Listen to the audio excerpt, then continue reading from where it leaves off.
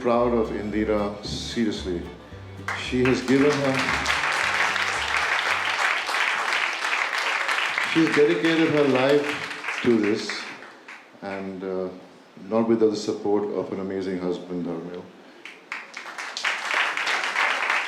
So I'm really proud that I'm a part of this Gateway School, and congratulations, Indira, and the staff. The staff is amazing here. I mean, the school wouldn't be the way it is without the staff.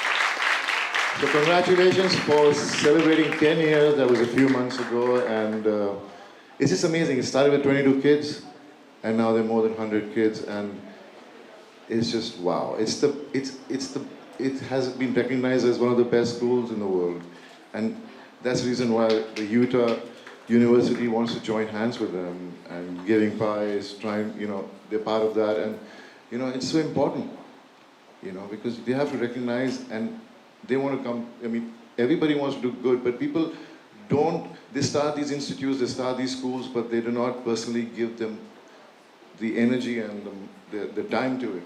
They think they're doing a good cause, but are they really looking into how it's been taken care of, how it's been worked, what programs, what are they trying to do with the kids? In this school, every kid is personally attended to and looked into as to what they are capable of, and try to train them as to how they can face the world, and give them that confidence. And, I'm worried about my kids, so it's the same for these kids, so it's amazing. I'm just so happy to be here, and I'm so glad to see so many people here, and some of us out here are parents of these children, and they are so happy with how their kids have progressed in life. So thank you so much for having me here, Indira. I've been working in this field for 30 years, supporting people with disabilities and thinking about how we include people with disabilities. And I still see people being segregated and isolated simply because of their disability and the stereotypes about disability. And we haven't fully supported the full range of opportunities for people with disabilities in the community, in employment, in residential areas. And so I really view my role as an ally to people with disabilities just to promote the idea of equity and inclusion for people with disabilities. Thank you. So my passion really comes from, I'm a family member. So I have an aunt and a cousin with varying disabilities. So just kind of growing up in my family, it was something that I was comfortable around. And I don't think I realized the level of segregation or what services or how the system worked, because my family members weren't in it in the United States. And so when I went to college and started working directly with people, it really was just my passion. And employment is really that thing that it's an equalizer, right? We typically ask people what they do for a living, and so just wanting people to have that same opportunity to be proud of what they do every day and the joy that I get from work, wanting to help people be able to experience that for themselves is really where my passion comes from. So thanks for having me. Warm good evening to everyone. So I am firm believer of having everyone with equal opportunity for employment per se, or for to live in society, normal society as we all are there.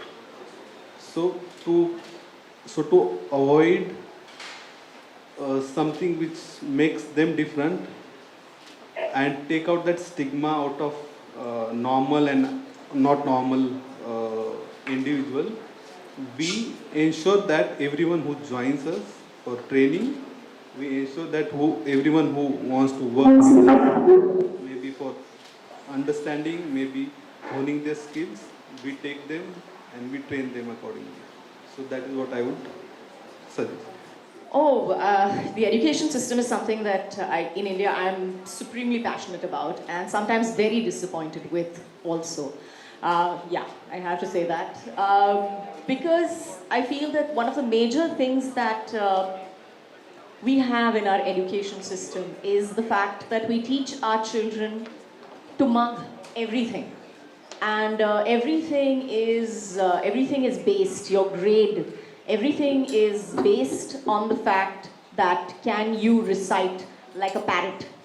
Whether you get a 98% or a 50% is all relevant on how well You can write whatever is written in the textbook as is without actually putting your brain to use or without actually, understanding what you are actually writing. So yes, that is my major grouse with the educational system. But yes, I think there are lots of things that, so yeah. Thank you for sharing. I'm not finished. Sorry. I'm on my soapbox, don't stop me. I won't let you talk. Thank you. But yes, I think one of the things, like I said before, I think one of the major things that we teach our children, and like my son keeps asking me, he's like, Mom, you're sending me to school, why do I have to go to school? And this is my basic answer to him, which I think the first time I said it to him, I think he had to go find a dictionary to understand exactly what I was saying. So I was like, you have to understand that the reason that I'm sending you to school is not for you to get good marks, is not for you to learn history, geography, maths. I'm sending you to school to understand society. I'm sending you to school to understand how to integrate yourself into society. I'm sending you to a good school so that you understand what everybody is like, that there are all different kinds of people in this world that you're going to meet. And school is the first step for every child to understand that. So yes, we had lots of topics. When I was a kid for about 2 years in the middle while I was studying, we had something called moral science, which I would look at it and I was like, why am I learning moral science? I mean, it was like reading Aesop's fables or something like that. And that was in 7th grade. I'm like, please give me a break. But I think kids today, somewhere down the line need something like that to be inculcated into the system. It cannot only be about history, geography, maths. We have to teach them about the world. We have to put programs into place in our schools and make them understand, as they say, people with disabilities as well should be integrated into our schools. And the children should be taught from a much younger age that this is normal. That these people, these are children, these are normal children, and you get to play with them, and you can, you have to share your books with them, and they are a part of society, not apart from society. And I think that one of the basic things that we miss out in our education system is, we had the Gurukul system at one point in time in our country, and in the Gurukul system, I remember thinking that, wow, what a system, because it was a combination of mind, body and spirit. And in today's schools, I wish we could do something like that, where they could concentrate on the mind, body and spirit, and children could be judged according to all these 3 parameters and not just one parameter. So yes, now I'm done. You can't hear me? Okay. Okay. So, I mean, it's just amazing how Gateway has what they've done with the kids in their school. They work personally with every child and improve their skill sets and try to identify what they're good at. And I think that's exactly what's required, even for normal kids. Because what is the point of educating yourself or grasping everything around you when eventually you don't need everything? General knowledge is something you get with mingling with the society and understanding society. And what's the most important thing is how do you survive in a society, because they have too many norms and rules and the way you behave in your life. I think every child should grow up to be independent, fearless of how the society thinks, and do exactly what they believe. And I think that's the most important thing every child should be taught. Because if you live according to society, you'll never be able to reach or get the happiness and satisfaction of what you really want to achieve in life. And I think Gateway, especially because it's for special needs kids and for disability, I think it's done an awesome job. And I think other schools in India should make this as an example and follow the way they work and create more support system for schools like this. I think the government should look into it and really help, because this is an honest institute, this is an honest school, this is an honest way everybody's trying to do something. There is no ulterior motive, there's no profit, there's no benefit. The benefit, yes. The benefit is that you're giving these kids a brighter future. I think that's the most important thing. Thank you, Bobby Deol. Okay, next up, Tim and A lot of time working with employers and thinking about how we engage employers. And several of the things that we've learned over the years is that there's several themes that emerge in the employment world. First of all, employers believe that people with disabilities can't work. And that's universal, that's across the board.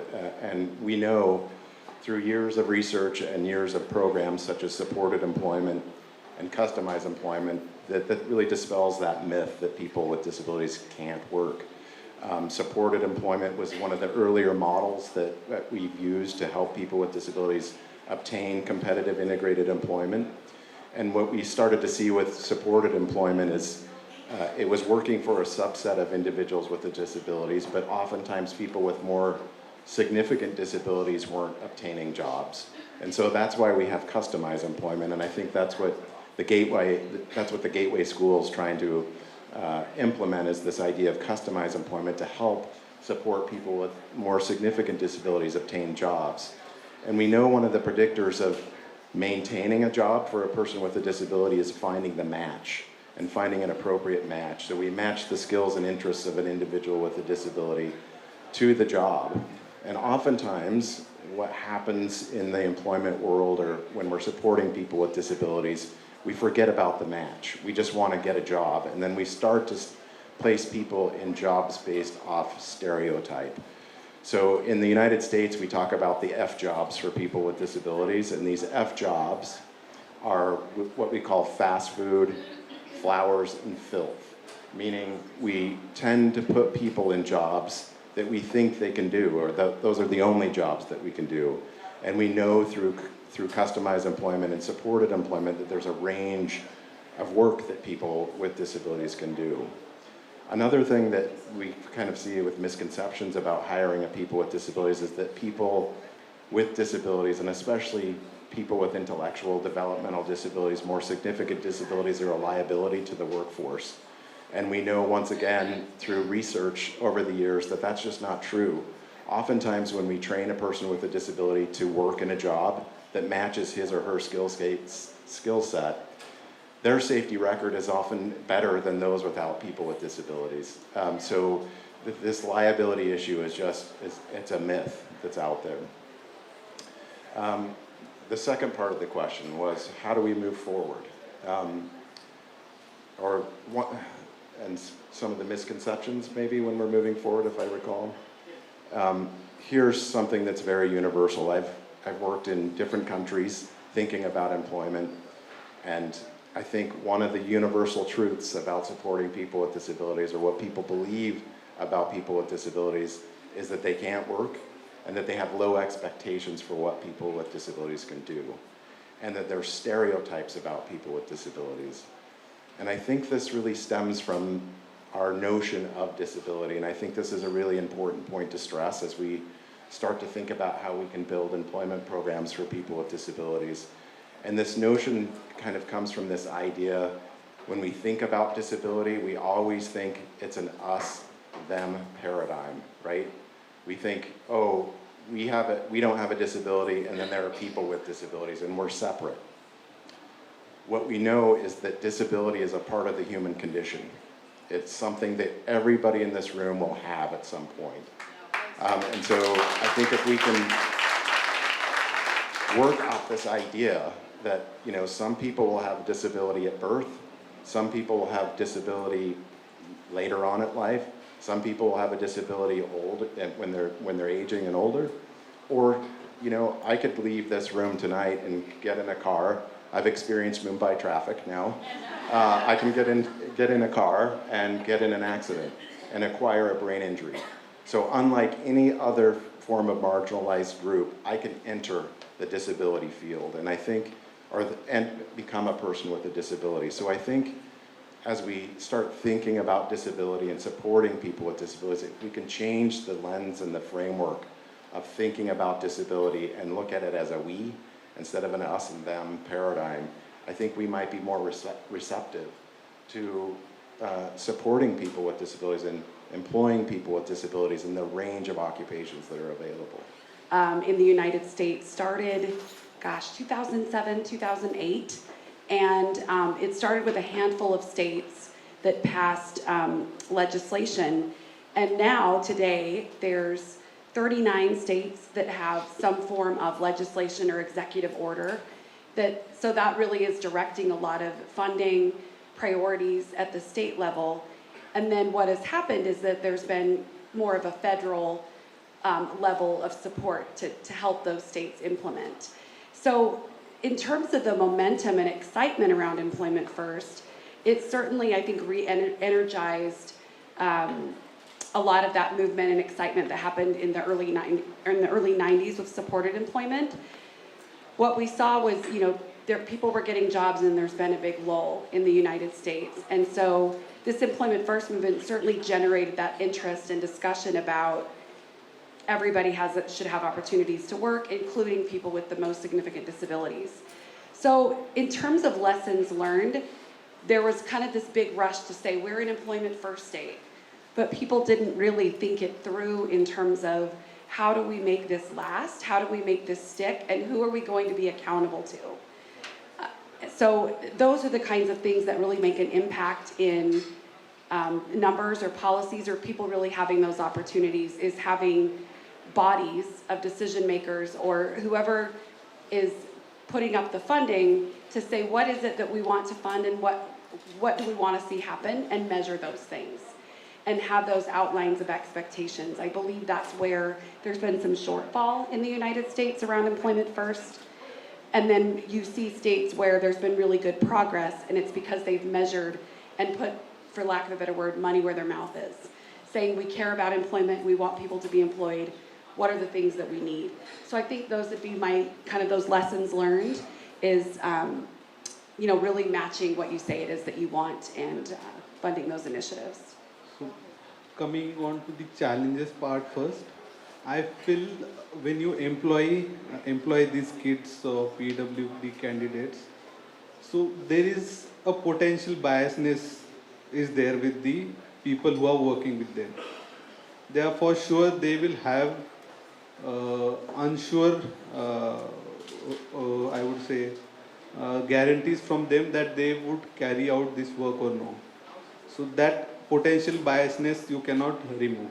And secondly, I would feel there would be misconception from them that their capabilities may not be that they will complete the particular workforce. So to avoid all this kind of confusion or potential biasness, what we did is we have had a mentor assigned with everyone which were engaged at our facility. So starting from their entrance until they check out from the facility, we ensured that mentor takes the responsibility. We sensitize that mentor. We let them know what is their responsibility towards these kids or towards these employees, and how should they be treated at workplace. So they may not be perfect in every aspect, and we made ensure that our senior member would take repetitive rounds of that areas, would assess their performance after every week or 3 days initially. And we were so dependent on these kids that Rajdeep, Krish, we really miss them at workplace. Their vibrancy, their so they were kind of part of our team. They were kind of part of our family. So we worked there as family, of course. So we saw them sitting in cafeteria for 1 hour. Don't know what they were doing. So then we had to ask supervisor where are they and what are they doing. So by this way we slowly improvised our processes to have them at workplace, train them on particular skills, and they can be assisted going forward. So that was it. Thank you. I think the film industry is one of the passions of our country. So yes, we have a lot of people who have a lot of voices. So I think that's the one thing. I think we've seen people standing up. We've seen Tare Zameen Pe, we've seen Black. I've done a film called My Name is Khan, which was about somebody who had Asperger's. So yes, we have been, putting it out there in the nicest way possible. to make the general, population understand it, maybe feel more for it. And I said, as I said before, the reason that I think the most that we can do is stand up and make it regular, and stand up and talk about it. I think it needs to stop. Disability needs to stop being a word that we don't use, or people that we hide away, or members of the family that don't come out in the parties. So I think that's one of the things that maybe the film industry as a voice can speak up for. They understand it's not just about employment. I think they should contribute towards institutes which encourage and educate these kids so they understand what they're capable of, and then moving towards employment. And that is the foundation, because if you do not have a foundation, how do you give employment? Then there will always be a thing where, oh no, this is us, they're them, and it's always going to be that way. So first, these corporates and all these people who have the facilities, who contribute towards charity, should use that towards creating institutes to educate kids with disability and special needs, so their skill sets could be understood, and then they can move forward in life. I mean, it's the same, like how Kajol was saying, that we need to teach and learn so much, we taught so much, and we don't understand anything.